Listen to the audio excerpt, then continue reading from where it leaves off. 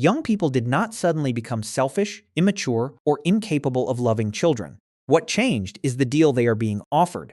A child now means expensive housing, years of childcare costs, unstable work, lost income, and almost no room for failure. Maybe this generation is not rejecting parenthood.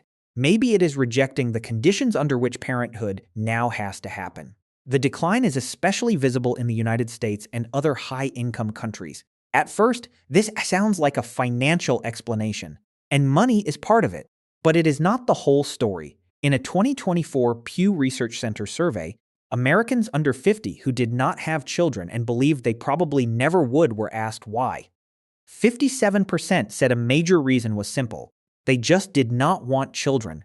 44% said they wanted to focus on other things. 38% pointed to concerns about the state of the world. 36% said they could not afford a child. But this does not mean most young adults have rejected parenthood. In a separate 2024 Pew survey, 51% of childless Americans ages 18 to 34 said they wanted children someday. 30% were unsure, and 18% said they did not want children. The real shift is not that an entire generation has stopped wanting families. It is that desire has become weaker, less certain, and easier to postpone. Why do so many young adults no longer see children as an automatic part of adulthood? Why does parenthood now look less like the obvious next step and more like an optional, expensive, permanent project? For much of recorded history and across many societies, people had far less control over whether and when they became parents. Reliable birth control did not exist. Marriage happened earlier. Religion, family, and community placed strong pressure on adults to reproduce. Children worked, contributed to the household, cared for parents, and provided security in old age. Having them was not only emotional, it was economic and social. Modern life changed much of that in high-income societies. People can now separate sex from reproduction more reliably. Women have greater access to education, employment, money, and independent lives. Adults can build identity through work, friendships, travel, creative projects, or relationships that do not include children. A person can imagine a meaningful life without becoming a parent. Once parenthood becomes a real choice, it has to compete with every other possible life. And parenthood is a strange choice because it is almost completely irreversible. You can change jobs, you can move cities, you can leave a relationship. You cannot try raising a child for 6 months and decide it was not for you. The decision changes your money, time, body, home, career, relationship, and daily routine for decades. Earlier generations also made sacrifices. But the expectations surrounding children were different. A child could spend hours outside without constant adult supervision.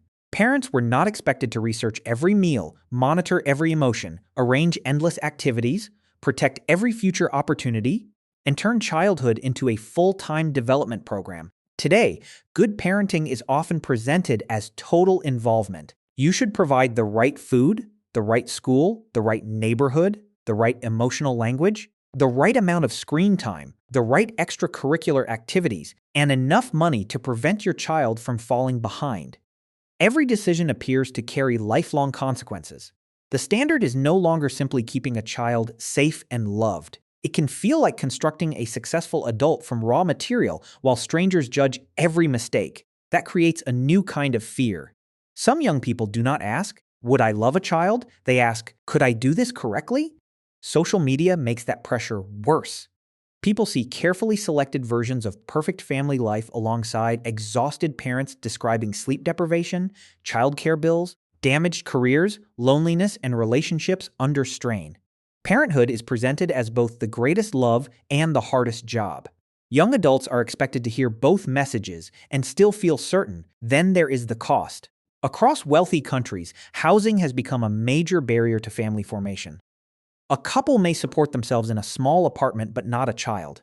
A larger home may require leaving their city, accepting a long commute, or taking on a risky mortgage. Childcare can consume a large share of one parent's income.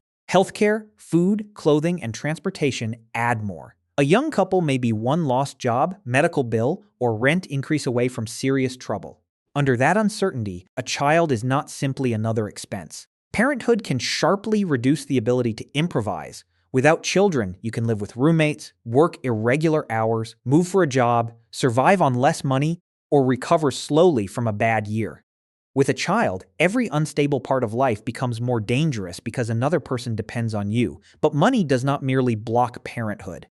It can also change whether parenthood feels desirable at all. People form desires by watching what a life seems to require. If parenthood appears exhausting, unequal, expensive, and socially isolating, fewer people will emotionally want it. They are not necessarily calculating every dollar before rejecting children. The surrounding conditions may have already changed the desire itself. This is why income alone does not explain the decline. Some people earning decent salaries still feel they cannot afford children because the standard they are trying to reach has moved. They do not compare themselves with poor families from the past. They compare parenthood with the life they believe a child should have now.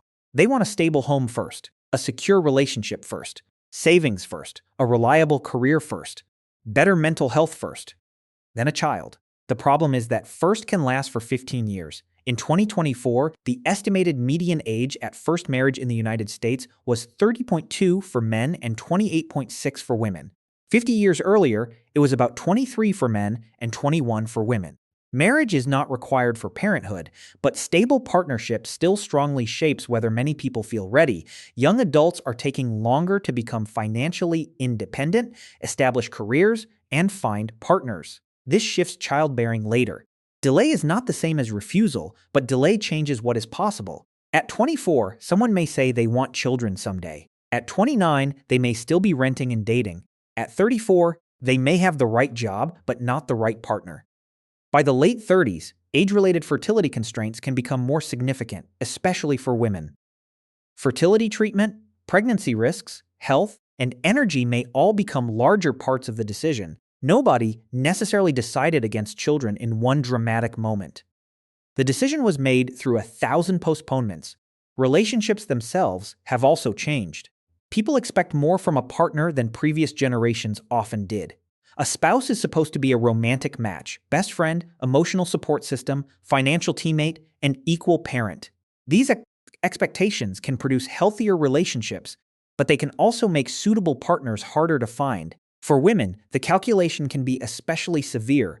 In many high-income societies, women have gained access to careers without being fully released from traditional caregiving expectations. A woman may work the same hours as her partner and still expect that pregnancy, birth, feeding, scheduling, school communication, medical appointments, and emotional management will fall more heavily on her. The result is not simply the cost of a child. It is the possibility of becoming the default parent. Motherhood can interrupt earnings and career progression. Fathers are more involved than in the past, but women still perform a disproportionate share of unpaid care in many households. Young women have watched their mothers manage both paid work and domestic labor. Some do not see motherhood as an equal partnership. They see it as agreeing to two jobs while being paid for one. That helps explain why "I just don't want children" may contain more history than it appears to. There is also a deeper shift in how people think about obligation. Previous generations often had children because that was what adults did. Today, many young people believe creating a person requires a positive reason. They do not think, "Why shouldn't I have children?" They think, "Why should I?" That reversal matters. If someone feels uncertain, they may believe uncertainty itself is a reason not to become a parent. A child should be wanted completely, not accepted as the default. From that perspective, refusing parenthood is not selfish. Having an unwanted child because society expected it would be more selfish. Concerns about the future add another layer. Climate change, war, political instability, pandemics, housing shortages, and economic shocks are experienced constantly through phones. Earlier generations also lived through frightening periods, including wars, depressions, and nuclear tension. But they did not receive an endless personalized stream of every disaster on Earth. Modern people do not simply know that the future is uncertain. They are reminded of it hundreds of times a day. Some ask whether it is responsible to bring a child into that world. Others are less philosophical. They simply do not trust that jobs, schools, healthcare systems, or governments will support the family they would create. Yet the story is not that an entire generation hates children. In 2025, UNFPA and YouGov surveyed more than 14,000 adults across 14 countries. Nearly 1 in 5 reproductive age respondents believed they would be unable to have the number of children they wanted. Financial limits, insecure work, housing, unequal caregiving, health problems, lack of a suitable partner, and fear about the future were among the barriers. That reveals two different groups that are often confused. Some people genuinely do not want children. Greater freedom allows them to say so openly. Others do want children but cannot make the numbers, timing, relationship, or support system work. Falling birth rates contain both stories. Some governments respond as if the problem can be solved through advertising or short-term financial incentives. They offer a baby payment, run campaigns about family values, or warn young adults that the population is aging. But people do not make a permanent life decision because a politician needs more future taxpayers. A temporary payment cannot fix unaffordable housing. A slogan cannot create a trustworthy partner. A tax credit cannot divide housework equally. And pressure may make parenthood look even worse by suggesting that young people owe society children regardless of the conditions. The final U.S. fertility rate for 2024 was about 1.6 births per woman, a record low and far below the level needed to maintain a population without migration. Across the OECD, fertility has fallen dramatically over the past several decades. But the numbers are not the cause, they are the result. Young people are responding to a world in which parenthood has become more optional, more demanding, more visible, and more difficult to reverse than almost any other choice. Some look at that choice and feel no desire. Some feel desire but not security. Some wait for the right moment until the moment disappears. So why does the younger generation not want children? There is no single answer because not wanting children can mean several different things. It can mean freedom from an old social obligation. It can mean fear of losing money, identity, or equality. It can mean not finding a partner. It can mean wanting children only under conditions that never arrive. And sometimes it simply means a person knows that parenthood is not the life they want. The strange part is not that more people are saying no. The strange part is that for most of human history, almost nobody was truly allowed to ask the question.